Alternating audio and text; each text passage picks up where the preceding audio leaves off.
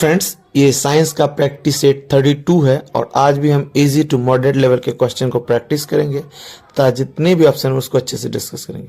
तो चलिए वीडियो को स्टार्ट करते हैं। क्वेश्चन है, इनमें से कौन सा वैक्स के प्रकार हैं? स्पर्मेटेसी, पैराफिन और कर्नोरबा कोई नहीं या एक से अधिक। तो इस क्वेश्चन का राइट आंसर क्या हो जाएगा? एक से सभी, क्योंकि ये सभी जो हैं आपके वैक्स के प्रकार हैं। वैक्स जानते हैं, बालों वगैरह में भी वैक्स का ही प्रयोग करते हैं, मोम जिसको बोलते हैं, ठीक है, मोम भी वैक्स हो गए, ठीक है।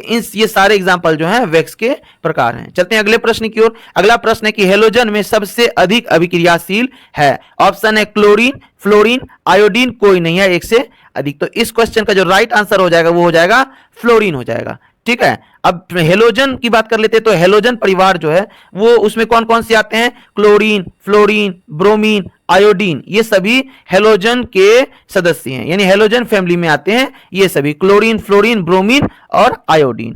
और भी बात करें तो अब क्लोरीन, फ्लोरीन, ब्रोमीन, आयोडीन की बात है तो फ्लोरीन के बारे में थोड़ा सा फैक्ट और बता दूं तो अगर पूछा जाएगा कि सर्वाधिक विद्युत ऋणात्मक तत्व कौन है, सर्वाधिक विद्युत ऋणात्मक तत्व, तो भी फ्लोरीन हो जाएगा। और पूछेगा सबसे प्रबल ऑक्सीकारक कौन है, तो भी फ्लोरीन हो जाएगा, ठीक है। और क्लोरीन की बात करें तो क्लोरीन जो हो जाएगा सर्वाधिक इलेक्ट्रॉनिक प्राप्ति वाला तत्व है, सर्वाधिक इलेक्ट्रॉनिक प्राप्ति वाला तत्व है। फ्लोरीन सबसे हल्का, इलेक्ट्रॉन को आकर्षित करने की प्रवृत्ति अधिक होती है। तो ये सभी आप पॉइंट नोट कर सकते हैं। चलते हैं अब अगले प्रश्न की ओर। अगला प्रश्न है कि निम्नलिखित में से कौन केवल कार्बन से बना हुआ है? ऑप्शन है केवलार, लैक्सन, ग्राफीन, कोई नहीं है एक से अधिक। तो इस क्वेश्चन का राइट आंसर हो जाएगा ग्राफीन, ठीक है, क्योंकि ग्राफीन का ही उपयोग किया जाता है क्या? केवल कार्बन का बना होता है, बाकी सब चीज और भी मिक्स से रूप से बना होता है। क्या होता है मैं वो भी बताता हूं, लेकिन जो ग्राफीन होते हैं ये बात आप नोट कर लीजिएगा कि जो ग्राफीन होते हैं पूर्णतः यानी टोटली कार्बन से बने होते हैं, ठीक है। अब लैक्सोन की थोड़ा सा बात कर लूं।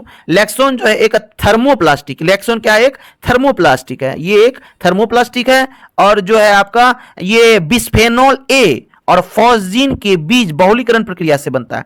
लैक्सोन कैसे बनता है? बिस्फेनॉल ए और फॉस्जीन के बहुलीकरण से ये बनता है लैक्सोन, ठीक है। और केवलर जो है, केवलार क्या है ये, इसके बारे में थोड़ा जान लेते हैं।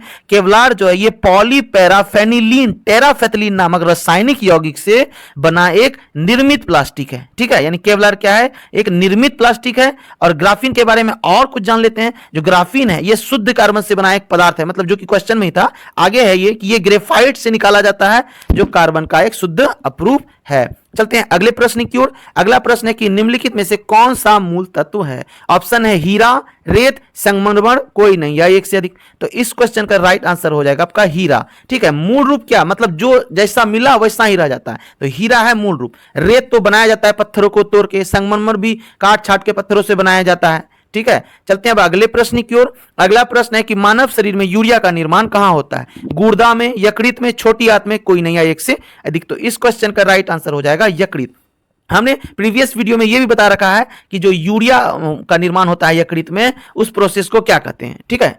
अब चलते हैं अगले प्रश्न की ओर। थोड़ा सा छोटी आंत के बारे में समझ लेते हैं। जो हमारे छोटी आंत होते हैं उसमें ही पूर्ण पाचन होता है, ये बात नोट कीजिएगा। पूछेगा पूर्ण पाचन कहां होते हैं, तो छोटी आंत में होते हैं। जो छोटी आंत, हाँ पहले लीवर जो होती है ये अराउंड 1.5 से 2 kg का होता है। और सबसे बड़ी ग्रंथि जो मनुष्य में होती है लीवर ही होती है, ठीक है। लीवर के बीच में होता है गोल ब्लाडर जो कि बाइल नाम का पिगमेंट निकालता है, जो कि पाचन प्रक्रिया में ये मदद करते हैं, ठीक है। चलते हैं अब अगले प्रश्न की ओर। अगला प्रश्न है कि वृक्क में पथरी किसके कारण बनती है? Calcium phosphate, calcium oxalate, uric अम्ल, कोई नहीं है एक से अधिक। तो इस क्वेश्चन का राइट आंसर हो जाएगा एक से अधिक। Calcium oxalate, calcium phosphate, uric acid, ये सभी कारण है किसके? तो पत्थर होने के, ठीक है, वृक्क में पत्थर होने के। और भी एक कारण जान लीजिए, टमाटर खाने से भी पेटों में पत्थर होते हैं। क्यों?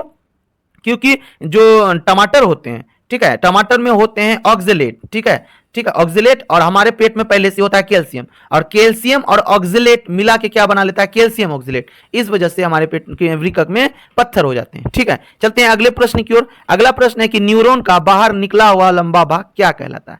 ऑप्शन है एक्सॉन, डेंड्राइट, साइटोन, कोई नहीं है एक से अधिक। तो इस क्वेश्चन का राइट आंसर हो जाएगा एक्सॉन। जो न्यूरॉन होते हैं इस प्रकार हेड होते हैं, इस प्रकार डेंड्रॉइड निकले होते हैं, और इस प्रकार होते हैं उसके एक्सॉन वाले भाग, ठीक है, एक्सॉन, जिसका मैं यहाँ डायग्राम आपके सामने दिखा देता हूं। तो ये न्यूरॉन का डायग्राम है और इसी में आप देख रहे हैं ये है डेंड्रॉइट वाला सेक्शन जो हेयर लाइक निकला हुआ है, और ये है केंद्रक, ठीक है, और यहाँ ये वाला है एक्सॉन वाला भाग, और हेड वाला भाग हो गया आपका साइटोन, ठीक है। चलते हैं अब अगले प्रश्न की ओर। अगला प्रश्न है कि एंटीबॉडी का निर्माण किससे होता है? प्लेटलेट्स, आरबीसी, लिम्फोसाइट, कोई नहीं है एक से अधिक।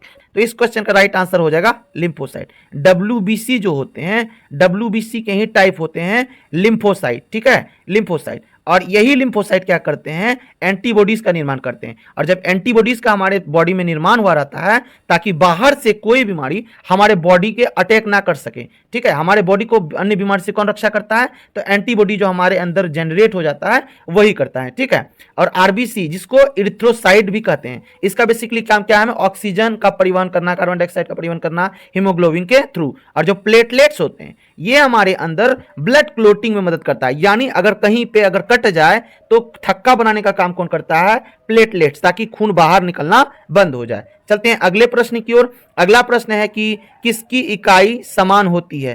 कार्य ऊर्जा, ऊर्जा शक्ति, वेग घनत्व, कोई नहीं है एक से अधिक। तो इस क्वेश्चन का राइट आंसर हो जाएगा आपका कार्य ऊर्जा। कार्य और ऊर्जा दोनों की इकाई होती है जूल, ठीक है, दोनों की क्या इकाई होती है? जूल। जबकि वेग की बात करें तो वेग का होता है मीटर पर सेकेंड और घनत्व का केजी पर मीटर क्यूब, ठीक है, और शक्ति का वाट होता है। चलते हैं अगले प्रश्न की ओर। अगला प्रश्न है बल और विस्थापन के गुणफल को क्या कहते हैं?